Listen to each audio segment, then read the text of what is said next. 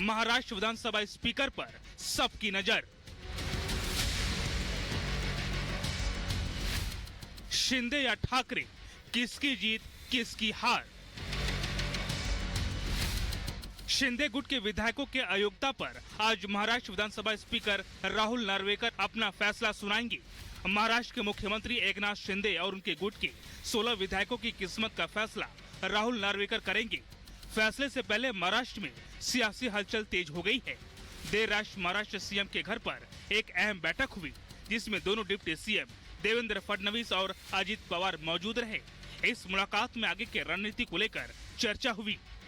एक और जहां बैठकों का दौर जारी है, तो वहीं स्पीकर राहुल नार्वेकर के फैसला सुनाने से पहले महाराष्ट्र के मुख्यमंत्री एकनाथ शिंदे से मुलाकात को लेकर उद्धव ठाकरे ने कड़ी आपत्ति जताई है। हमें आशंका है, क्योंकि सिर्फ स्पीकर और मुख्यमंत्री ऐसी ये मीटिंग नहीं थी, और वैसे भी अगर मीटिंग करनी हो तो कभी, मैं भी मुख्यमंत्री था, कभी स्पीकर उठकर मुख्यमंत्री के यहाँ नहीं जाते, वो मुख्यमंत्री जी को बुला लेता है। लेकिन अब ये दोनों जो है सिर्फ मुख्यमंत्री और स्पीकर नहीं है। स्पीकर जो है वो ट्राइब्यूनल है और मुख्यमंत्री का आरोपी है। तो क्या एक जज जिनके ऊपर आरोप है उनको मिल सकता है क्या? तो यही एक आशंका आती है कि क्या इन दोनों की मिलीभगत तो नहीं है। शिंदे और नार्वेकर की मुलाकात पर सवाल उठाते हुए ठाकरे गुट ने सुप्रीम कोर्ट से इसे लेकर एक हल्फनामा दायर किया है।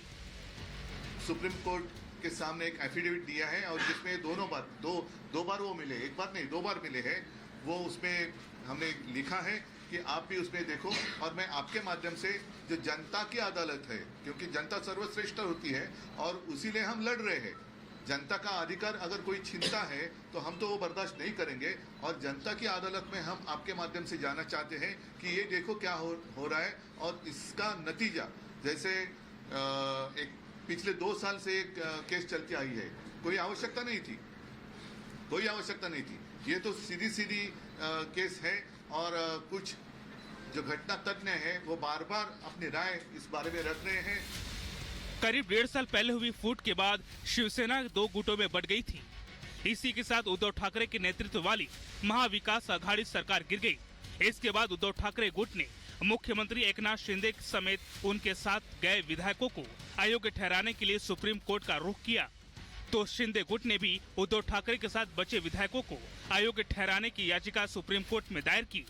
दोनों पक्षों को सुनने के बाद सुप्रीम कोर्ट ने यह फैसला करने का अधिकार विधानसभा अध्यक्ष राहुल नार्वेकर को सौंप दिया। सुप्रीम कोर्ट ने फैसला सुनाने की समय सीमा 31 दिसंबर 2023 की थी, लेकिन उससे कुछ दिन पहले 15 दिसंबर को सुप्रीम कोर्ट ने अवधि को 10 दिन बढ़ाकर फैसला सुनाने के लिए 10 जनवरी की नई तारीख तय की। उद्धव गुट का दावा है कि आज आने वाले फैसले के बाद राज्य में शिंदे सरकार गिर जाएगी। वहीं उप मुख्यमंत्री देवेंद्र फडणवीस ने राज्य की सरकार को स्थिर बताते हुए विधानसभा अध्यक्ष से न्याय मिलने का भरोसा जताया है। अब देखना है कि राहुल नार्वेकर के फैसले के बाद किसे जीत मिलती है और किसे हार। Bureau report, Republic Bharat. तो देखिए, सभी की निगाहें टिकी हुई हैं विधानसभा स्पीकर राहुल नार्वेकर के उस फैसले पर कि आखिर उन 16 विधायकों को अयोग्य ठहराया जाएगा क्या, ये बड़ा सवाल अब बना हुआ है। तो फैसले के बाद विकल्प क्या है, ये बता देते हैं एकनाथ शिंदे के पास। अगर शिवसेना अयोग्य घोषित होती है तो सीएम को तुरंत इस्तीफा देना होगा। इसके बाद तकनीकी और सरकार गिर जाएगी। तकनीकी तौर पर सरकार गिर जाती क्योंकि यहां पर संख्या कम हो जाएगी विधायकों की।